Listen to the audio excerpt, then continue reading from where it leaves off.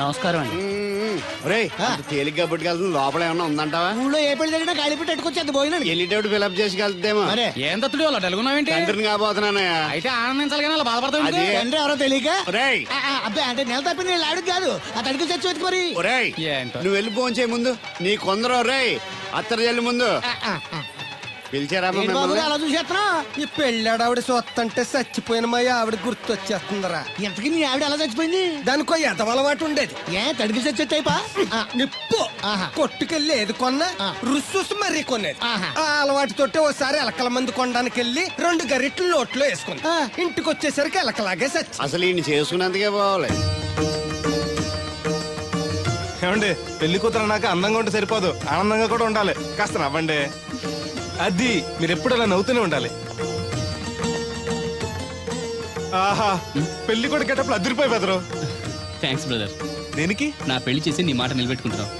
నువ్వు కూడా తన పెళ్లి చేసి మాట నిలబెట్టుకో. తప్పకుండా రాధా నిన్ను కలిసి తన పెళ్లి చేస్తాం. అలాగే చెద్దరు గాని ఈ పెళ్లి అవనివ్వండి. అమాన్ మోస్ట్ వెల్కమ్ అమ్మా, టేక్ యువర్ సీట్, కూర్చోండి.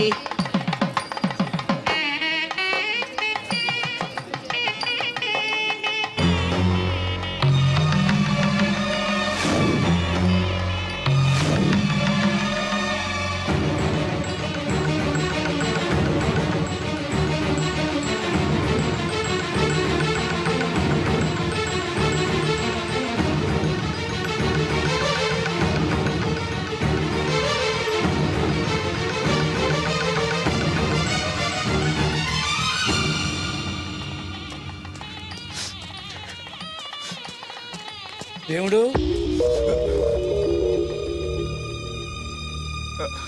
దేవుడు ఎవరండి? నువ్వే. నేను దేవుడు ఏంటండి? నా పేరు బోలక్ సింగ్. నువ్వు అబద్ధం చెప్పినా నీ కళ్ళు నీ కన్నీళ్లు అబద్ధం చెప్పలేవురా.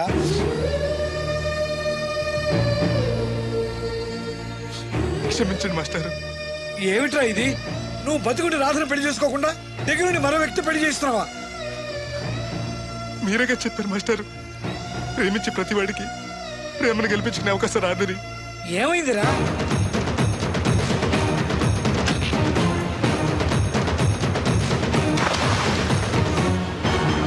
పైకి పెద్ద మనిషిలో నటిస్తూ ఇంతకు తెగిస్తాడా? ఇప్పుడే నలుగురిలో నిలదీద్దాం రా.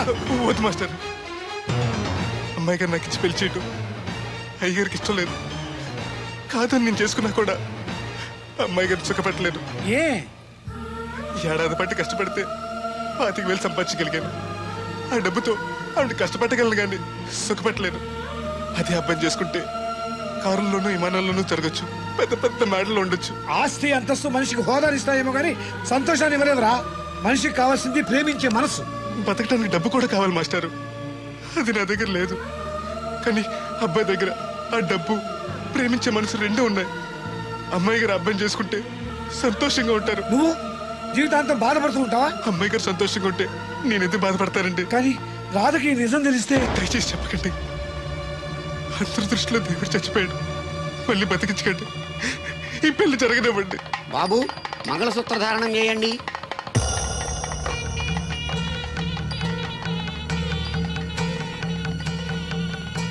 మా బ్రదర్ ఏడి?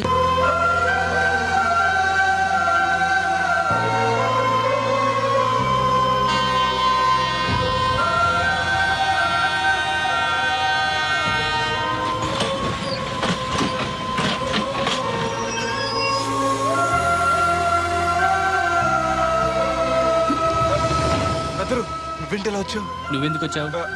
అది నేను ప్రేమించిన అమ్మాయికి ఇంకొక అబ్బాయితో పెళ్లి అవుతుంది తెలిసి ఆపుదామని వెళ్తున్నాను. ఆ విషయం నాకు చెప్తే నేను వచ్చేవాడిగా. నీ పెళ్లి అవుతుంది కదా అని. నువ్వు లేకుండా పెళ్లి ఎలా అవుతుంది? అంటే నువ్వు ఇంకా మన ఒప్పందం మర్చిపోయావా? నీ లవర్ పెళ్లి ఆపాక నేను పెళ్లి చేసుకుంటాను. పద. నువ్వెందుకు? నీ వెళ్తే సరిపోతుంది. నువ్వు వెళ్ళు, ముహూర్తం టైం మించిపోతుంది. ఎలాగూ కుదిరిన పెళ్లే కదా, ఈ ముహూర్తం కాకపోతే ఇంకో ముహూర్తానికి చేసుకుంటాను. కానీ నువ్వు లేకుండా మాత్రం తాళి కట్టను.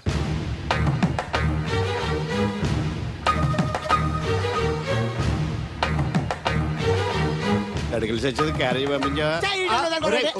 ఇదొక్క చలి జ్వరం వచ్చినట్టు వణికిపోతుంది. నువ్వు మాట్లాడితే కూడా మాకు అదే ఫీలింగ్, వైబ్రేషన్ ఉండటం చూడ. మాకు తెలుసు, నువ్వు నోరు మూసుకో. పబ్లిక్ డిస్టర్బెన్స్ గా ఉండకూడదని మేమే వైబ్రేషన్. అసలు ఈడేవో డిస్టర్బెన్స్. హలో, ఎవరు పట్టపగల పొన్నారావా?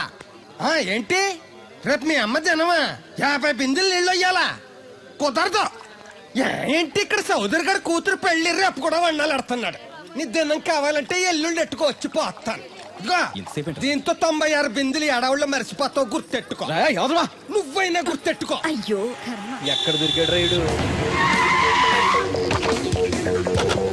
ఏంటి బాబు, ఎక్కడికి వెళ్ళిపోయారు? ఏంటి పీటల నుంచి పారిపోయానని కంగారు పడ్డారా? మా బ్రదర్కి ఏదో ప్రాబ్లం వస్తే సడన్ గా బయటికి వెళ్ళాల్సి వచ్చింది. అయ్యా మీ డిస్కషన్ ఉంటే తర్వాత చూసుకోవచ్చు. ముహూర్తానికి టైం అయిపోతుంది. ముందు టేక్ యువర్ పేటా ప్లీజ్, కమాన్ రండి. పదండి.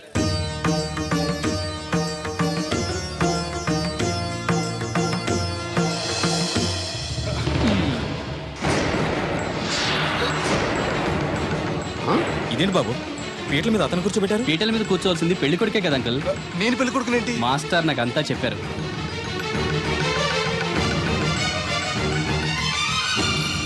రాధా ఆగు, ఇతను ఎవరో పరాయి మనిషి కాదు, నువ్వు కోరుకున్న నీ సొంత మనిషి. అర్థం కాలేదా? చూడు.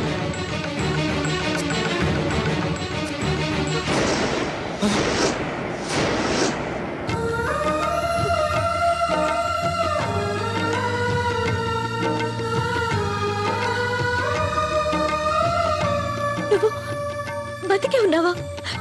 చనిపోయావని మీ నాన్నగారు మనకి చెప్పారు, చంపేయమని వైజాగ్లో ఫ్రెండ్కి చెప్పారు.